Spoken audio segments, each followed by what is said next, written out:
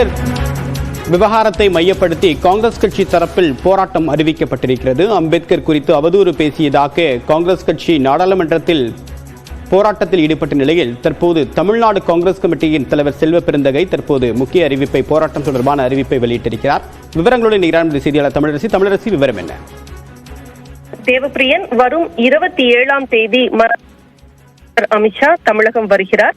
27, 28 ஆகிய நாட்களில் அவர் இங்கு இருக்கிறார். குறிப்பாக 27ஆம் தேதி தமிழகம் வரும் அவர் 28ஆம் தேதி திருவண்ணாமலை செல்கிறார். இந்த நிலையில் அவருடைய தமிழக வருகைக்கு எதிர்ப்பு தெரிவித்து தமிழ்நாடு காங்கிரஸ் கமிட்டி சார்பில் கருப்பு கொடி போராட்டம் நடத்தப்படும் என அக்கட்சியின் மாநில தலைவர் செல்வ பெருந்தகை தற்போது தெரிவித்திருக்கிறார்.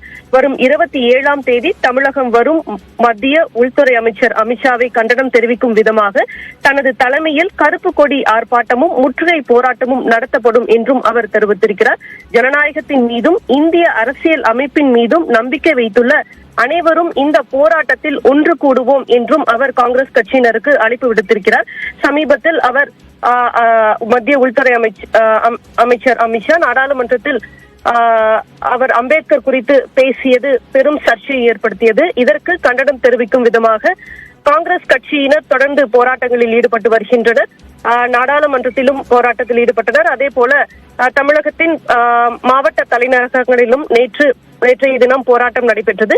இந்த நிலையில் தற்போது அமித்ஷா பேசியதை கண்டிக்கும் விதமாகவும் தொடர்ந்து மத்திய அரசு தமிழகத்திற்கு ஒதுக்க வேண்டிய நிதிகளை ஒதுக்கவில்லை உள்ளிட்ட பல்வேறு முன்வைத்து தற்போது அமித்ஷா வருகைக்கு எதிர்ப்பு தெரிவித்து இந்த கருப்பு கொடி போராட்டம் மற்றும் முற்றுகை போராட்டத்தை தமிழ்நாடு காங்கிரஸ் கமிட்டி அறிவித்திருக்கிறது. தேவப்பிரியன், தகவலுக்கு நன்றி தமிழரசி.